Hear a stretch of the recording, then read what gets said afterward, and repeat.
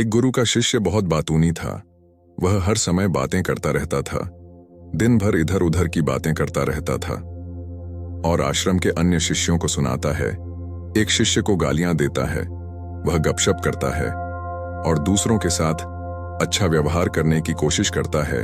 अपने मुंह से अपनी प्रशंसा करता रहता है और हमेशा अपने आप को गुरु के सामने सबसे बुद्धिमान और सिद्ध शिष्य साबित करने की कोशिश करता है। अपने को सभी शिष्यों से अलग और श्रेष्ठ मानते थे। उन्होंने कहा कि मैं एक अमीर परिवार का लड़का हूं। अगर मैं चाहता तो एक आरामदायक और शानदार जीवन जी सकता था, लेकिन मैं वह सब छोड़कर यहां आया क्योंकि मुझे सच्चाई की तलाश है।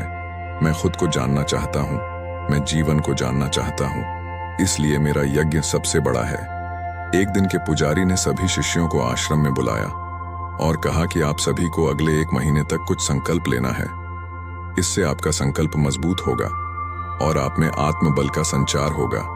आप सभी अपनी क्षमता के अनुसार कोई भी संकल्प ले सकते हैं और 1 महीने के पहले आप में से जो कोई भी अपने संकल्प को भंग करता है वह अपनी पुरानी दिनचर्या में वापस चला जाता है।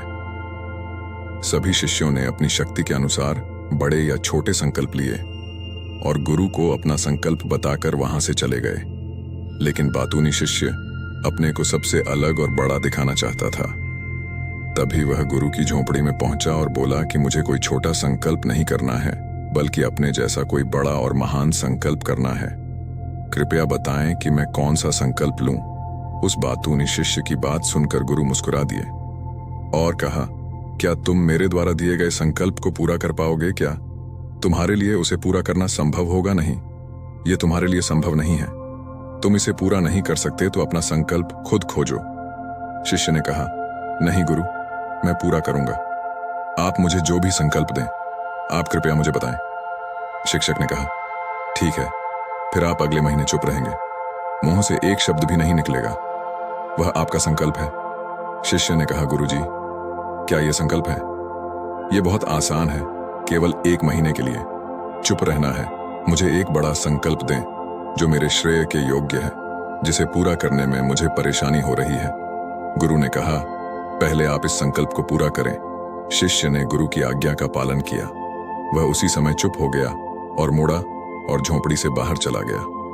उसे चुप रहना बहुत आसान लगा। उसने किसी तरह चुपचाप एक दिन बिताया, लेकिन दूसरे दिन से उसके मन में न बोलने का बोझ बढ़ने लगा। तीसरे दिन उन्हें भारीपन महसूस होने लगा और चौथे दिन एक अजीब सी बेचैनी होने लगी। क्योंकि आश्रम के सभी शिष्य आपस में बात कर रहे थे, वह भी उनके सामने अपना पक्ष रखना चाहता था और उनकी बात बंद करना चाहता था, लेकिन उसका निश्चय उसके रास्ते में आ खड़ा हुआ। इसलिए वह सारा दिन केवल मुंह और आंखें ही बनाता रहा। ऐसे ही कुछ दिन और बीत गए और शिष्य बीमार पड़ गया। उसका सिर फटने वाला था, खाने पीने का भी मन नहीं करता था। वह बस बोलना चाहता था। वह मास्टर जी के पास गया और उनके सामने बैठ गया और उन्हें लिखकर कहा, मास्टर जी, मुझे बोलना है। बिना कहे मुझे सांस नहीं आ रही है। मेरा दम घुट रहा है। मैं अंदर से पागल हो रहा हूं। मैं क्या कर सकता हूं? क्या मुझे अपने संकल्प तोड़ देने चाहिए? मास्टर जी यह पढ़कर मुस्कुराए और कहा कि संकल्प तो टूटने के लिए होते हैं, लेकिन जो व्रत को पूरा करता है वही अपने भीतर की शक्ति को बढ़ा सकता है, और जो अपनी आंतरिक शक्ति को बढ़ा लेता है वही जीवन के पथ पर आगे बढ़ता है। बुद्धि और जागृति संकल्प लेना आपके हाथ में था और उसे तोड़ना आपके ऊपर है। आपके अनेक सहशिष्य संकल्प तोड़कर अपनी दिनचर्या में लौट आए हैं। अगर आप ऐसा नहीं कर पा रहे हैं तो आप अपने संकल्प को तोड़ भी सकते हैं और अपनी पुरानी दिनचर्या में वापस जा सकते हैं। लेकिन याद रहे, अगर आज आप इस छोटे से संकल्प को संभाल नहीं पा रहे हैं तो बाकी जिंदगी कैसे संभालते हो? मुझे शक है बाकी फैसला पूरी तरह तुम्हारे हाथ में है। वैसे भी फैसला पूरी तरह तुम्हारे हाथ में वो बिना कुछ कहे वापस चले जाते थे और खुद को अपनी झोपड़ी में बंद कर लेते थे। झोपड़ी से बाहर आ जाते थे केवल अपने आवश्यक कार्यों के लिए। बाकी समय वह कुटिया के अंदर ही बैठा रहता था। 15 दिन बीत चुके थे और आश्रम के सभी छात्रों का संकल्प लगभग टूट चुका था, लेकिन उस बातूनी शिष्य का संकल्प अभी भी चल ही रहा था कि प्रतिज्ञा लेने के बाद से वह एक शब्द भी नहीं बोला। पूरा आश्रम हैरान था कि इतना बोलने वाला आदमी चुप कैसे हो गया। 15 दिन बाद वह अपने मालिक के पास गया और लिखित में कहा कि हे मालिक, मैं बाहर से चुप हूं, लेकिन मेरे अंदर कई आवाजें हैं। बहुत रोना और शिकायत है। मैं अंदर ही अंदर बात करता रहता हूं। मेरा मन तरह तरह के सवाल करता रहता है। बाहर से जितना शांत हूं, भीतर उतना ही कोलाहल है। मुझे संदेह है कि मेरा संकल्प अभी भी कायम है या नहीं। टाकियों की आपको बोलने की आदत है। आप बाहर से भले ही खामोश हों, लेकिन अंदर ही अंदर कहते रहते हैं कि आपको इन बातों और आवाजों से दूर जाना होगा। शिष्य गुरु को प्रणाम करके चला जाता है और भोर होते ही वह अपनी कुटिया छोड़कर जंगल में चला जाता है। कई दिन बीत जाते हैं और संकल्प का समय भी पूरा हो जाता है, पर वह शिष्य वापस नहीं आता। आश्रम में सभी को डर था कि जंगली जानवरों ने उसे खा लिया है। इस दौरान लोगों ने उसे खोजने का काफी प्रयास किया, लेकिन वह कहीं नहीं मिला। गुरु के सभी शिष्यों ने स्वीकार किया था कि जंगली जानवरों ने उन्हें अपना शिकार बनाया है, लेकिन मास्टर जी को ऐसा नहीं लगा। एक दिन आश्रम का एक शिष्य गुरु के पास आया और बोला, गुरुजी, बातूनी शिष्य को क्या हुआ? जानवरों ने मार डाला होगा। मालिक ने कहा, हो सकता है जानवरों ने उसका शिकार किया हो, लेकिन उसके न लौटने का कोई और कारण हो सकता है। हो सकता है कि वह जिस चीज के लिए वहां गया था वह मिल गया हो। शिष्य ने पूछा कि क्या ज्यादा बोलना हानिकारक है? गुरु ने कहा, यह भी मानव जीवन के कई दुखों में से एक है कि वो कभी चुप नहीं रह सकता। वो हमेशा कुछ ना कुछ कहता रहता है। हमारा आधे से ज्यादा दुख हमारे अकेले बोलने से होता है। ज्यादातर परिवारों के झगड़े की वजह हमारी बेवजह की बातें होती हैं। हम में से कोई भी चुप नहीं रहना चाहता। हम सिर्फ सामने वालों से कहना चाहते हैं जो कुछ भी हमारे मन में है। हम उसे समझाना चाहते हैं कि आप गलत हैं और मैं सही कहां तक उचित है, क्योंकि दूसरा भी वही कर रहा है और इस तरह सब एक दूसरे का सड़ा गला सामान ले रहे हैं। तो समय के साथ साथ उन्हीं बातों की परतें गिनते रहते हैं और एक दूसरे को सुनाते रहते हैं। इस तरह सुनने सुनाने का यह काम जीवन भर चलता रहता है। लेकिन इस अज्ञानता में हम अपना समय, अपना जीवन, अपनी समझ और सबसे महत्वपूर्ण वह अनमोल क्षण खो देते हैं जिसे जिया जा सकता है, जिसका अनुभव किया जा सकता है, जिसमें आनंद पाया जा सकता है। लेकिन बदले में हमें क्या मिलता है? कुछ भी नहीं। सब व्यर्थ जाता है। हम इस पागलपन में क्या खो चुके हैं? केवल कुछ लोगों को पता चलता है, बाकी लोगों को उनके आने का पता नहीं है, जैसे उन्हें उनके जाने का पता नहीं है। शिष्य ने कहा, फिर क्या इसका समाधान है? गुरु ने कहा कि आपके विचारों को पूरी जागरूकता के साथ देखना ही सभी मानसिक समस्याओं से बचने का एकमात्र तरीका है। दोस्तों, वर्तमान में रहें और पूरी सजगता के साथ अपना काम करें। यह प्रसिद्ध जापानी जैन मास्टर शुनरियू सुजुकी का कथन है, जिन्होंने अपनी पुस्तक जैन माइंड बिगिनर्स माइंड में विस्तार से बताया है कि कैसे एक व्यक्ति अपने दैनिक कार्य करने के साथ साथ जागरूकता का अभ्यास कर सकता है और एक जीवन भी जी सकता है, मानसिक रूप से स्थिर और सुखी जीवन। आप चाहें उस बातूनी शिष्य को आश्रम छोड़े हुए 3 महीने बीत चुके थे, पर उसका कोई समाचार न था।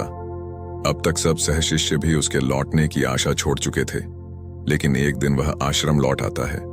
उसे देखकर सभी चकित और प्रसन्न हुए, लेकिन अब वह छोड़ने वालों में से नहीं था। वह कुछ और के रूप में वापस आया। उसमें एक अजीब परिवर्तन महसूस किया जा सकता था। उसके चेहरे पर एक अजीब सा भाव था और उसकी आंखों में बड़ा सुकून था। आश्रम में आते ही सभी शिष्यों ने उन्हें चारों ओर से घेर लिया और बात करने लगा। उसने अपने भाइयों से भी बात करना शुरू कर दिया। जितने भी शिष्य उससे बात करते थे उन्हें लगता था कि वह पहले की तरह बड़बोले और बातूनी नहीं थे। उनके मुख से निकला एक एक शब्द बड़े ही मधुर और ध्यान से निकला। कुछ देर दूसरे शिष्यों से बातें करने के बाद वह गुरु के पास गया। उसने गुरु के पैर छुए और कहा, गुरुजी, क्या मैं अब भी चुप हूं? क्या मेरा संकल्प अभी भी जारी है? गुरु ने कुछ देर तक शिष्य की आंखों में गौर से देखा और कहा, हां, तुम अब भी चुप हो। आपके मुंह से एक भी शब्द नहीं निकल रहा है और आपका संकल्प अभी भी कायम है। इसलिए मैं और गहरे जंगल में चला गया, होमे पे कि मुझे वहां शांति मिलेगी और मेरे मन में चहकना कम हो जाएगा। लेकिन मैं जितना एकांत में गया, मेरे अंदर की आवाज तेज होती गई। मुझे अपने अंदर की पुरानी आवाजें सुनाई देने लगीं। तब मुझे एहसास हुआ कि मैं कितना गलत था। जब मैं बुरा कहता था अपने परिवार के सदस्यों, दोस्तों और सहशिष्यों को बातें। इसलिए उस समय मैंने सोचा कि मैं सही था। जब मैं गुरु भाइयों की चुगली करता था और उनका मजाक उड़ाता था, तब भी मुझे लगता था कि मैं उनसे बेहतर हूं और मैं सही कर रहा है। लेकिन उस दिन मुझे पहली बार लगा कि मैं कितना गलत हूं। बहुत देर तक ये आवाजें, ये शिकायतें मेरे अंदर चलती रहीं। लेकिन धीरे धीरे मेरे अंदर से ये सारी आवाज चली गई। अब मैं अंदर से भी खामोश हूं। उस घने जंगल में बाहर से बोलने वाला कोई नहीं था और भीतर कोई आवाज नहीं बची थी। उस दिन पहली बार मुझे मौन का सही अर्थ समझ में आया। कितनी शांति थी मेरे आसपास। हालांकि अभी भी कुछ आवाजें थीं जो पहले आती थीं, लेकिन मैं उन्हें नहीं सुन सकता था। लेकिन अब मैं उन सभी आवाजों को स्पष्ट रूप से सुन सकता था, जो हवा की आवाज, पक्षियों के चहकने की आवाज, बहते पानी की आवाज, भौरों की गुनगुनाहट की आवाज। मैंने पहली बार पूरे होश में सुनी। मैंने अपने आसपास इतनी शांति कभी महसूस नहीं की। आप पहली बार हैं जब मैंने शांति भंग करने के लिए अपने मुंह से एक शब्द निकाला है। मैं चिल्लाया हूं, हे भगवान, ये किस प्रकार की शांति है? सब कुछ इतना शांत क्यों है? क्या हुआ? लेकिन मेरे चिल्लाने पर भी कि शांति भंग नहीं हुई। सब कुछ वैसा ही है जैसा बाहर पहले भी सन्नाटा था और अंदर भी। हे मालिक, मैंने अपने गुरु भाइयों से बात की, मैंने आपसे बात की। मैं बोल रहा हूं, मैं चल रहा हूं, मैं सब कुछ देख रहा हूं, लेकिन मैं अंदर से बिल्कुल अकेला हूं। मैं चुप हूं, भीड़ में भी हूं। मैं अकेला हूं और अंदर से अकेला हूं। मैं तब भी अकेला हूं जब मैं अपने आप में शोर मचाना चाहता हूं। अब सब कुछ दिखाई देता है, सब कुछ सुना जाता है। गुरु ने कहा, जब तक बाहर बातें करते रहेंगे, भीतर अशांति होगी। जिस दिन हम अपने भीतर की ओर मुड़ेंगे, तो हमारे मुंह से जो भी निकलेगा हम शांत रहेंगे। दुनिया में जितनी भी बुराइयां हैं, वे ज्यादातर हमारे बोलने से ही पैदा होती हैं, क्योंकि हम चुप नहीं रहना चाहते। हम जरूरत से ज्यादा बात करते हैं। हम दूसरे व्यक्ति की बात नहीं सुनना चाहते हैं, बल्कि चाहते हैं कि वह बात करना बंद कर दे। हम उसे बताना चाहते हैं कि मैं कौन हूं। हम उसे अपनी सारी क्षमताएं दिखाना चाहते हैं। बस यही हमारे जीवन का उद्देश्य रह जाता है। कभी एक दूसरे को सुनना नहीं चाहते, समझना नहीं चाहते। उन्होंने कभी चुप रहना नहीं सीखा, क्योंकि खामोश रहने से ही वो खुद को छोटा महसूस करते हैं। दुनिया के सारे युद्धों की वजह हमारी ही बोलती है। इसलिए हमें उतना ही बोलना चाहिए जितना जरूरी हो, क्योंकि बेकार की बातें करने से ऊर्जा बर्बाद होती है और बोलने से हम कभी अंदर की ओर नहीं मुड़ते, क्योंकि वो हमें बाहर की ओर खींचती रहती है। और क्या क्या इस दुनिया के अलावा कोई बाहर है? लेकिन अगर हम अपने भीतर की दुनिया की ओर मुड़ना चाहते हैं, तो इस मुंह को बंद रखना चाहिए। इसलिए जो सभी प्रबुद्ध हो गए हैं, एकांत की ओर भागा, ताकि उन्हें ज्यादा न बोलना पड़े, न ज्यादा सुनना पड़े।